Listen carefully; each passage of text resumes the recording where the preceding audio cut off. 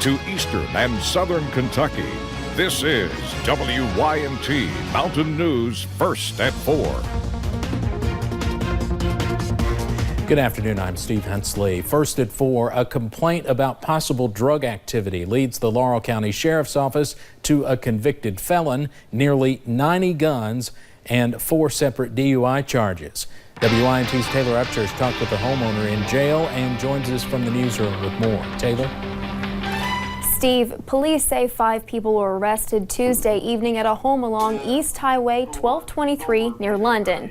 Responding to a drug complaint at Donald Jones' home, deputies found marijuana, a large sum of cash, and 87 guns, 2 of which were reported stolen. 4 people later showed up in his driveway. Deputies arrested Eddie Wilburn, Kirsten Swainer, Heather Sizemore, and Robin Weaver for all appearing to be under the influence. Jones says he never realized he had so many guns in his house, nor did he know any of his visitors. They run my license and they said I was convicted felony. I don't know if I had any guns in the house. I said I might have 2 or 3.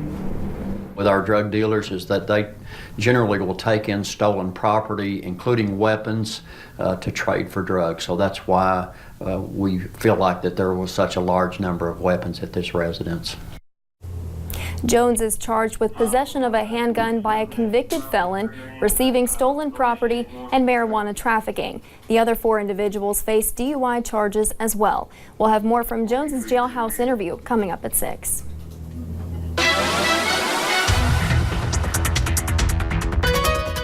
And we're already starting to see a little bit of rain here in Hazard, and definitely hearing some thunder here at the studio. Let's go ahead and take a look at that picture just in front of our studio here. You'll notice those scattered showers and storms starting to move into parts of Perry County, and really all of us, especially if you're down to the south getting in on that rain. You could see slowly moving in those showers and storms throughout the day. Good news is none of those have been on the severe side, just a little bit stronger at times. So as we scan the skies now, you'll notice those stronger downpours and a little bit of some lightning associated with a lot of these storms that are moving in. We'll zoom in on the one just north of Hazard. We're also looking at a shower that's moving through parts of Jenkins into northern Letcher County, into southern Pike County as well. We're looking at a little bit of a downpour in Owsley County and over into Jackson County as well, especially our friends down to the south. If you're in Wayne, McCreary, Whitley, Knox, and Bell, you guys have been seeing that rain really throughout the day. Right now you're just seeing a little bit more of some lighter showers. Now those temperatures a little bit cooler down to the south, where you guys have seen a lot more rain today, but warmer as you look up into the Big Sandy region, those lower 80s. You guys have seen a little bit more sunshine today, and those dew points upper 60s to lower 70s, making it feel very uncomfortable, very muggy outside. And really, as we head into the overnight hours, we're going to see those rain chances really increasing. Soggy pattern really sets up over our region, especially as we head into your Friday. I promise we will be clearing out, but it's going to take just a little bit of some time. I'll have a look at that full forecast coming up in just a few short minutes. Steve. All right, Paige, thank you. Highway 15 in Hazard was shut down for more than 1 hour this morning following a crash between a coal truck and a car. Firefighters with the Grapevine Chavies Volunteer Fire Department say the crash happened near the entrance to the Wendell Ford Airport. 2 people were taken to the hospital. We do not know their conditions. As the country paused to mark the anniversary of D-Day, an incident unfolded at the West Point Military Academy. At least 1 cadet was killed. CBS's Hillary Lane reports from New York.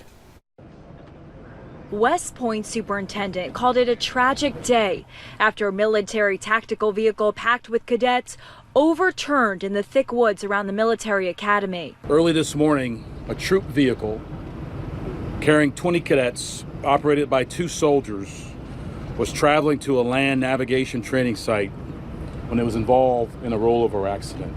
1 cadet was killed, 19 others were hurt, along with 2 soldiers with injuries ranging from scrapes to a broken arm. They were on their way to training exercises in a canvas-top transport vehicle about 50 miles north of New York City. There were 2 people in the front cab and the rest of the passengers were in the back. The accident happened on a dirt road as the vehicle was leaving the barracks. It was headed to land navigation exercises and was driving in rough terrain. You can see the hills we have here. We want to make sure that our soldiers and our cadets train in realistic training environment. So this is part of our realistic training. A military spokesperson confirms that soldiers from Georgia's Fort Benning were driving the vehicle when it crashed. The cause of the accident is under investigation. President Trump tweeted from Europe, "We mourn the loss of life and pray for the injured," as the accident threw a shadow over celebrations marking the 75th anniversary of D-Day. Hillary Lane, CBS News, West Point, New York. And we'll have more on that D-Day anniversary later on in the newscast. Former Broward County, Florida Sheriff's Resource Officer Scott Peterson was back in court today. Peterson was the school resource officer at Marjorie Stoneman Douglas High School on the day of the Parkland shooting. Prosecutors say he did not enter the school and do his duty when he heard gunshots, but instead remained outside. He was fired from the sheriff's office and is charged with 7 counts of child neglect, 3 counts of culpable negligence, and 1 count of perjury. The judge reduced Peterson's bond from $100,000 to $39,500. R&B singer R. Kelly returned to a Chicago courtroom this morning where he pleaded not guilty to a long list of new charges. This comes after prosecutors announced nearly a dozen new counts of sex-related felonies. Each charge carries a maximum prison sentence of 30 years. In February, Kelly pleaded not guilty to 10 counts of aggravated sexual abuse involving 3 underage girls and 1 adult woman. Americans receive about 5 billion robocalls every month, according to call blocker UMail. Today, the government took steps that could lead to far fewer of them. Frustrated members of the Federal Communications Commission decided to do something about robocalls. The panel pushed through a measure that gives wireless phone companies the right to block robocalls automatically without needing the customer's permission. Cell phone owners will no longer have to opt in or download an app. It gives us an extra tool in our arsenal to go after the robocallers and the scammers. Now, it is not clear yet just how many unwanted calls will be blocked once all providers implement the technology, but experts predict we'll get far fewer spam calls than we do now. A meeting hosted by SOAR took place at Hazard Community and Technical College today. It was dubbed Broadband Barbecue and centered around wireless access in rural Appalachia. Panels were filled with companies and workers for those companies using high-speed broadband. The presentation highlighted the jobs available in the field and the importance of high-speed internet to the region. Broadband is a utility not unlike water, sewer, gas, you name it. In today's economy, without that, you can't exist and you can't thrive and succeed. An update on Kentucky Wired was given in the afternoon session, and officials are optimistic it will be completed. Billions of dollars will be headed to storm-ravaged areas in the need of assistance like Puerto Rico. With this tweet, President Trump celebrated signing the much-anticipated disaster aid bill today. The House passed the legislation Monday despite a handful of House Republicans delaying it several times.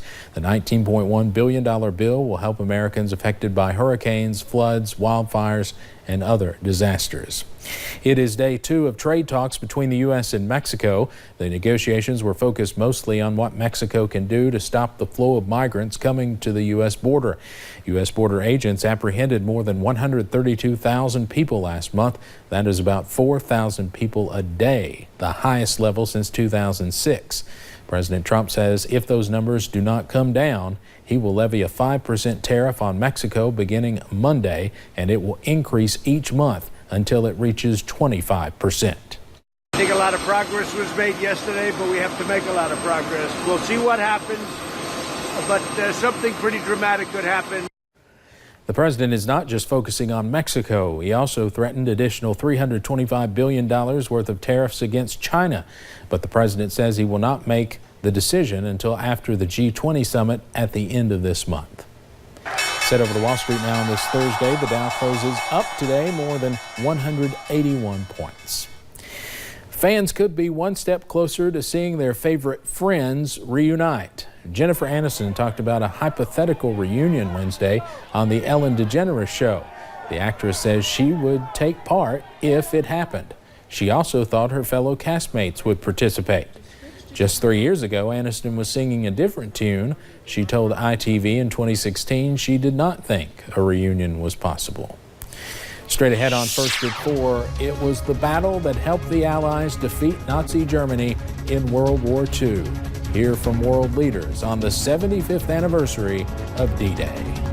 And a soggy pattern looks to set up over our region over the next few days. I'll have a look at that full forecast in just a few short minutes.